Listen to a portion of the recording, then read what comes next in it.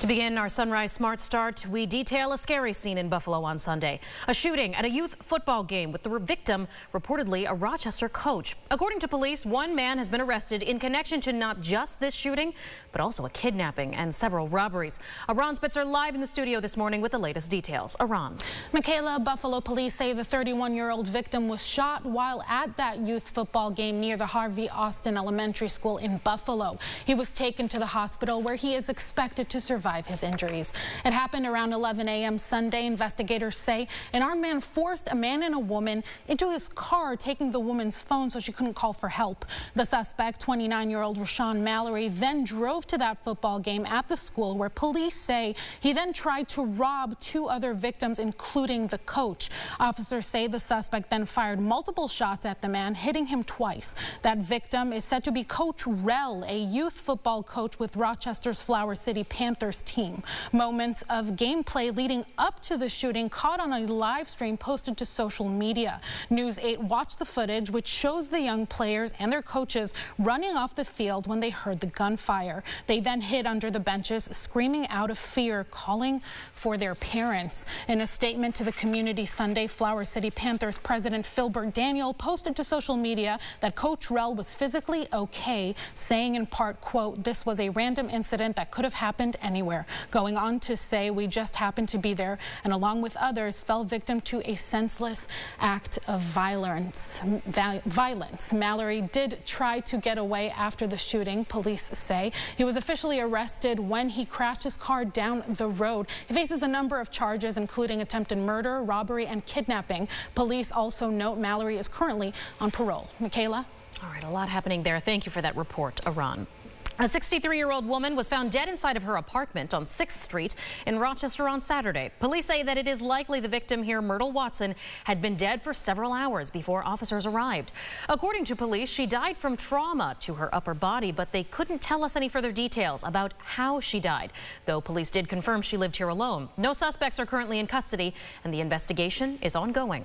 A man from Rochester is now dead after deputies say he crashed his motorcycle Saturday night in the town of Stafford. It happened around 5:30 p.m. Saturday, on State Route 33. Now, what we know here is investigators say Michael Ciarpelli, the 20-year-old from Rochester, was traveling west. He had tried to pass two vehicles in front of him when it is then alleged that an SUV turned onto the eastbound lane off of Griswold Road.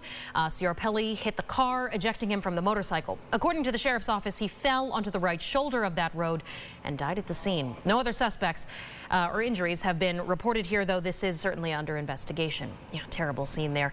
News 8 has learned the identity of a victim who died in a motorcycle crash Thursday night, earlier last week, the 70-year-old Michael Lawrence from West Henrietta. He was pronounced dead on the scene here. Deputies say they responded to the crash on West Henrietta Road around 9 that night, and despite their life-saving measures, he couldn't be saved. The sheriff's office says no other vehicles were involved, though the cause of the crash is still unclear. We have an update about that fire that happened also Thursday, this one out in Leroy. Now, News 8 has learned this weekend 3 dogs died in that fire, and 1 firefighter had to be hospitalized and treated for heat exhaustion. The calls came in for the fire around 8 p.m. Thursday night on East Main Road, and according to the assistant fire chief there, Joshua Fendler, the home suffered heavy damage from fire and smoke. The cause of this fire is still under investigation.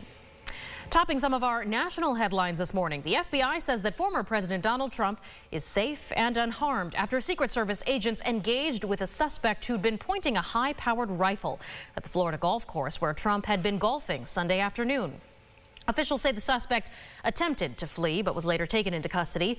The FBI further says the incident appears to be another attempted assassination of former President Trump.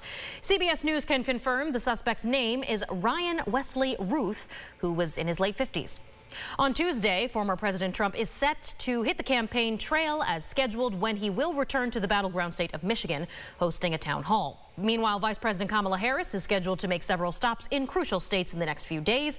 The Teamsters Union also plans to host a roundtable with the Vice President today. Oral arguments will be coming up this morning in TikTok's challenge against a law that bans the social media app or forces its owner, ByteDance, to sell assets. Congress passed the law after members raised concerns over how ByteDance, which is a Chinese company, was handling U.S. users' data. TikTok has said that the law is at odds with the Constitution's commitment to both free speech and individual liberties. All right, let's take a break here to check on your sunrise commute. Your traffic looking nice and clear, moving along at speed across the west side. And looking at our maps, they are good across 390, 490, and 590, 104 and Thruway. Not a single accident to impede your way, so a great start to our Monday. And happening later today, the Rochester Emergency Veterinary Services expected to announce the opening of a new emergency hospital, this one in East Rochester. You'll recall, as News 8 has reported earlier this year, the organization opened the Emergency Vet Services inside of the Animal Hospital of Rochester on University Avenue. The move is credited with bringing critical pet care back to the community after the region's only emergency facility had previously closed in Brighton. The announcement will be at noon today, and News 8 will be there to bring you all the latest updates. Taking the pets out today, I'm thinking, James, it's that perfect amount of warm but not too hot for the paws. Yeah, good. Yeah, it really is just a picture-perfect day for you. To get outside, take that long walk if you can, if you have time, later this afternoon and this evening before that sunset. We'll go mostly sunny, numbers in the lower 80s. You bump up on the cloud coverage as a storm system works its way north out of the Carolinas, and it'll get close, probably spit out some rain showers across Pennsylvania, and then maybe we get a shower or two Wednesday, but right after that we go right back to that nice stretch of weather to finish off the week. So not bad there. Long Red Wings stand the end really of their season coming up. So let's enjoy the next couple of days. Fingers crossed on another nice weekend. Yep. Thank you, James, and thank you for sharing your morning with us on News 8 at Sunrise. Your next update in 30 minutes, and CBS Mornings is up next. Have a great day.